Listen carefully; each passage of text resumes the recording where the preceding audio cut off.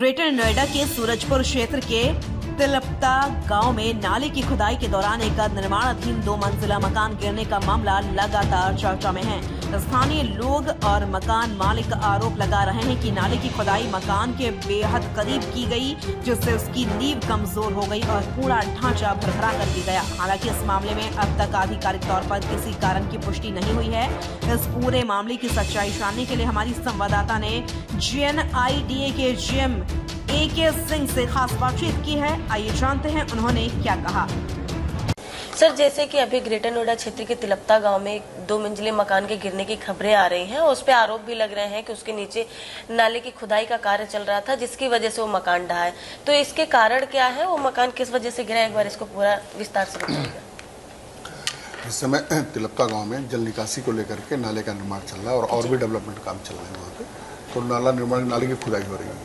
इस समय कई मकान वहाँ पे उस रेंज में आ रहे हैं, नाले के अलाइनमेंट में आ रहे हैं, जो सड़क की जमीन को घेर के बनाए गए हैं। ओके। तो उस पे अभी ये स्टार्टिंग में इनको नोटिस दे दी गई थी। इनको कहा गया था कि आप खाली कर लो क्योंकि ये गिरेगा मकान। अच्छा, ये क्या था, मकान के 6 फीट मकान नहीं है कोई था, ये मकान के बाहर जो नाली और मकान के बीच में 6 फीट की जगह बची हुई थी, उस पर कोठरी टाइप के 10 फीट बाई 6 फीट 10 फीट और 6 फीट की दुकान थी, उसके ऊपर दुकान थी, मतलब जीना भी उसमें जाने का रास्ता नहीं था। अच्छा। तो उसके ऊपर बैठे थे। ये जीना इनको बाहर सीढ़ी से लगाना था, लेकिन जब नाला खुदने लगा तो ये नाले के रेंज में आया, तो हमने इनसे कह दिया खाली करो, ये दुकान है गिरेगी। तो इन्होंने खाली भी कर दिया था, दुकान खाली थी।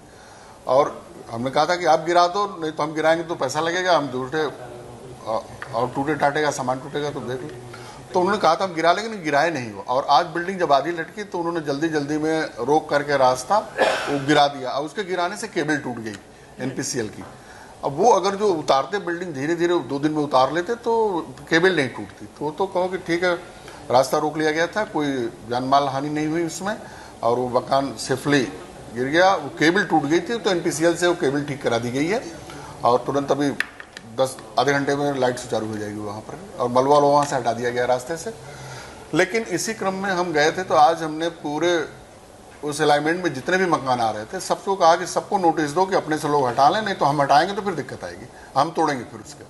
अभी तो हमने तोड़ने का मौका दिया था इनको, लेकिन नहीं तोड़े तो उसका खामियाजा होगा कि कभी भी ये गिर सकती थी। तो आज गिरासू हालत में उन्होंने गिराया ज़बरदस्ती। तो अब ऐसी स्थिति आगे उत्पन्न ना हो, तो हम कोशिश कर रहे हैं कि सबको नोटिस, वहाँ गांव वालों ने भी कहना था कि सबको नोटिस दे दो, सब लोग अपना खाली करें। तो जो ये मकान था कितना उस पे रोड पे आ रहा था और कितना पूरा आ रहा था, पूरा आ रहा था।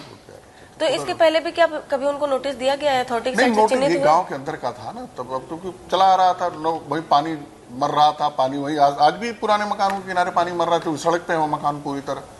तो वो भी इसी तरह था, कच्चा मकान था, गारे की जुड़ाई थी, कोई फाउंडेशन थी नहीं इसकी। तो उसी पर उन्होंने खड़ा कर लिया था, एक पुराना था उसी के ऊपर दूसरा खड़ा कर लिया था। तो इस पे क्या, जैसे जो पीड़ित है इनके, जिनका मकान गिर रहा है, तो क्या अथॉरिटी की साइड से इनको कोई मुआवजा नहीं? ये तो वैसे भी अनथराइज्ड है। तो जैसे कि आप देख रहे हैं कि लगातार जो खबरें चल रही हैं कि जो कार्य चल रहा था नाले निर्माण का, उसकी वजह से वो मकान गिरा है, तो उसको पहले से ही गिराने की नोटिस दी जा चुकी थी और वो खाली मकान था। जैसे कि आप देख रहे हैं लगातार दुकान था, मकान थी नहीं, दुकान था वो, जैसे कि आप देख रहे हो। तो इस पे कोई जनहानि तो नहीं हुई सर? इसमें कोई चोट कुछ नहीं, किसी तरह की भी कोई, पूरी तरह खाली था, पूरी तरह खाली था। और वहां रोक करके गिराया गया है ना, ये रास्ता आप देखो वीडियो में कोई नहीं आ जा रहा है, रोक के रास्ता गिराया गया है। तो इस पे कोई जनहानि भी नहीं हुई है और किसी भी तरीके से आप देख सकते हैं नुकसान नहीं है। ये पहले से अनऑथराइज बना लिया गया था। जैसा आप देखते हैं हमेशा से कि गांव में अगर जो जगह खाली होती तो गांव वाले उसको एक्स्ट्रा बढ़ा के बना लेते हैं। तो ये उसी का अंजाम था कि ऑलरेडी उसी क्षेत्र में बना हुआ था और इसको गिराने की पहले से ही परमिशन दी जा चुकी थी।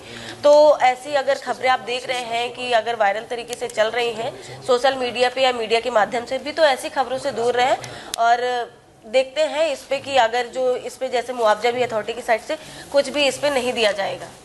जैसा कि आपने सुना, GNIDA अधिकारियों के अनुसार यह निर्माण नियमों के अनुरूप नहीं था और संबंधित भवन को लेकर पहले ही नोटिस जारी किया जा चुका था।